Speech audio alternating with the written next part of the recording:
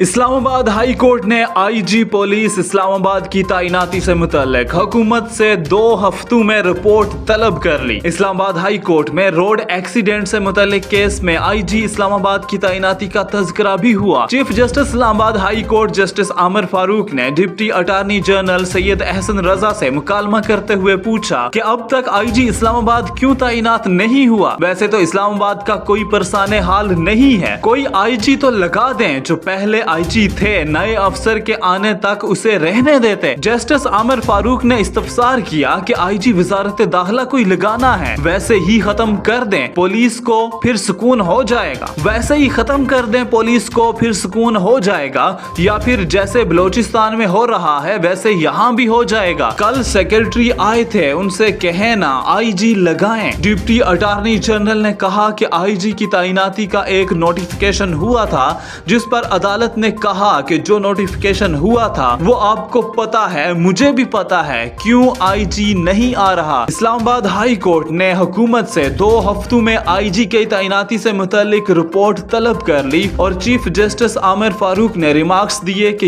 यही ऑर्डर दे सकता हूं।